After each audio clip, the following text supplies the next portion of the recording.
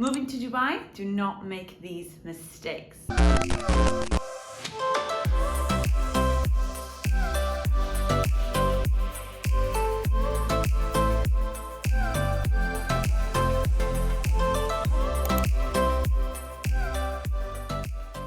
Hello, my name's Abby. I live in Dubai with my husband and my daughter. We moved to Dubai in 2022 and I'm sharing videos on our lives in Dubai, hoping to help other people who are also looking to relocate. Whether that's as an individual, as a couple, or as a family unit with kids, then stick around. Do not make these mistakes.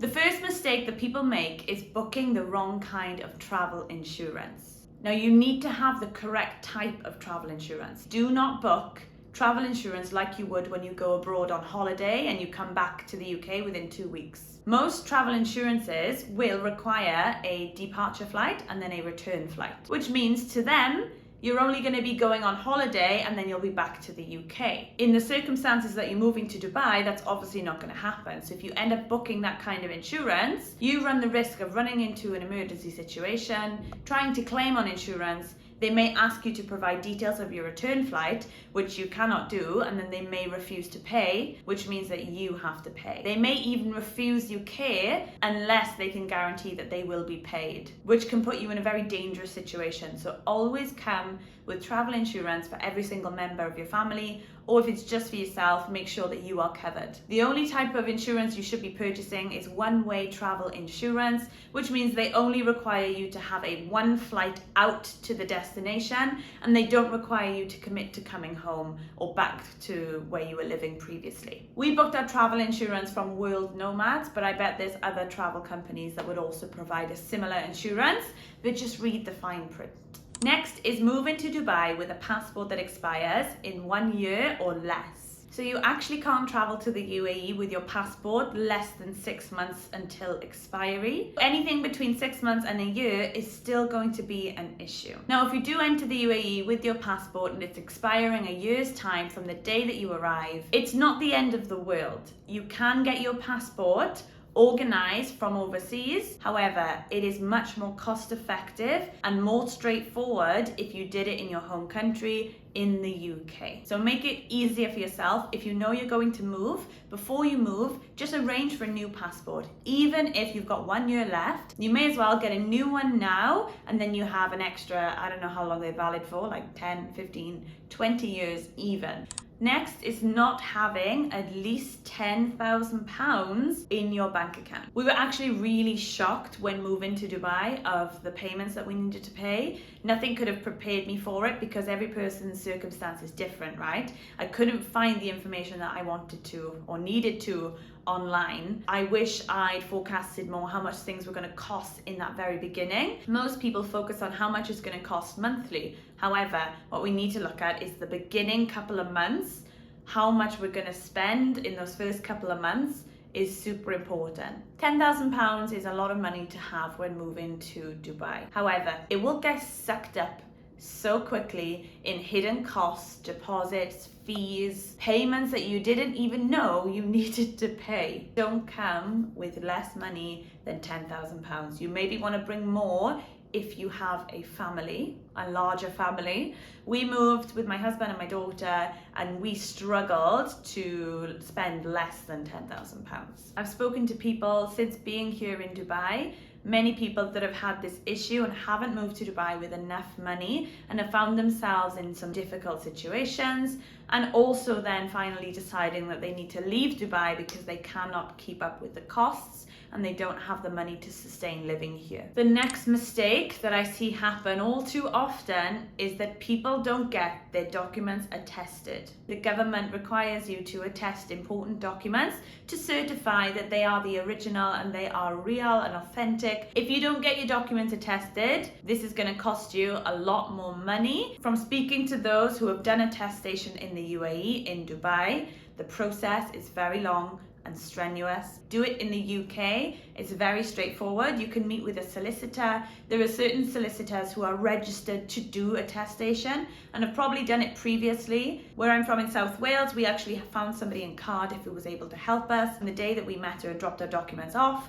This was all organized within 3 to 4 weeks. So plan ahead, make sure you have attested documents, your marriage certificate, and also a birth certificate for every one of your children. And if you have a degree as well, that may also need to be attested. You cannot sponsor your children or your spouse if you don't have attested documents such as birth certificate and marriage certificate. My recommendation is to make sure that you have double copies. So if you have a birth certificate, get another birth certificate from the government, from wherever you get that, whichever county you're in, however you're able to organize that. Get an official document, but get 2 of them. If you get married, request 2 documents. If you don't have 2 documents, you can request 2 documents. It is worth paying for these because when you get your documents attested, there'll be a big red sticker on there and stamps of approval. You cannot undo that. You can get them attested in the UAE, but it's going to cost you a lot more money. Do it in the UK. It will save you so much hassle and so much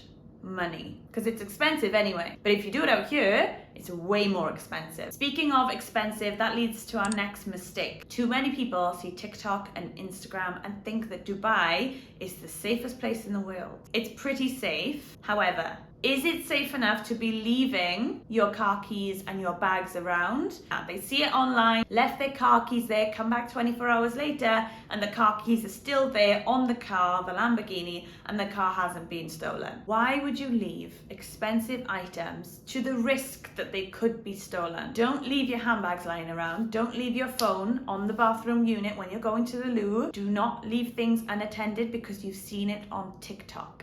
You should still have your wits about you wherever you are. Always keep your things with you. Now, if you accidentally left something by mistake and you go back and it's there, then that's amazing. Fantastic. But don't purposely leave it. There's no need to test the system. There's no need to test Dubai. Too many people have made the mistake of leaving items and then not being able to find them again. The next mistake people make is spending so much money when they first arrive because they're excited, because they've just moved to Dubai and there's all this opportunity, food deliveries, amazing places to go and eat, brunches, people to see, wonderful events happening. Now plan for these things. If you can plan for them and budget for them, then great, do them. No one's saying don't get excited. However, it is so easy for your money to just be sucked away and you're like, where's my money gone? What have I spent my money on? So many people in Dubai will spend more money than what they're bringing in. They don't plan, they don't have savings, they just spend. You have to be more careful with money in Dubai. Not only is it like a money sucking pit because there's so many amazing things to do and to spend your money on, always put money aside to save because you never know what's going to happen with your job situation. I've seen people get sacked from their job and not have the money to sustain them finding a new job in that interim period and having to leave and go home. Save money. Bring more than that 10K I said in the beginning, especially if you're a large family. The next mistake is not driving straight away. Now, providing that you have a driving license and you're able to drive straight away in Dubai, you should. The roads are super wild in Dubai, super scary. I was pooping my pants when I first got here. When people don't drive straight away, they often get so scared. I've been in so many near-miss accidents in the back of a taxi and they wish they just started driving sooner, or they just never drive and they can't commit to getting a car. They constantly get taxis everywhere and they just waste money. It is better if you just attempt to drive by even getting a rental for the first couple of days to see how you feel and go and practice somewhere. The next mistake people make is choosing the wrong areas to live in. Now, this happens to almost everyone, unless they've done extensive research, that is. People often hear of places to live and they only look in those areas like Marina, downtown, JBR, even JVC. There are many issues surrounding these areas, so depending on your lifestyle, whether you have kids, whether you don't have kids, whether you want to be close to work, whether you want to be close to nightlife, you will need to consider this seriously before you actually move to Dubai. So many people will choose the wrong location to live in based on price, of course. If an area is cheaper, it's usually further out and will take you a lot longer to get to central places. Being further out isn't really an issue as long as you plan for it and it works for your lifestyle and your family. People don't consider traffic. They look at Dubai on a map and they think, oh, this place is close to this place is close to my work, it's not going to take me long, and it may take you 40 minutes because traffic in that area on those roads is always going to be really bad. Not everyone can visit Dubai beforehand and find an area that works for them. So do extensive research into those areas. What's important for you? Getting to work on time important for you? Is budget important for you, which means you're going to be further out? Are you willing to accept the journey time? Your children's school, is it close to where you're going to be living? You should always choose the school first before you decide where you live, rather than the other way around. That's a common mistake people make. The next one is not bringing medical history with you. Super important one. Please bring your medical history. We've been fortunate enough to have the NHS in the UK, which documents all of that for us. We've never had to think about it twice.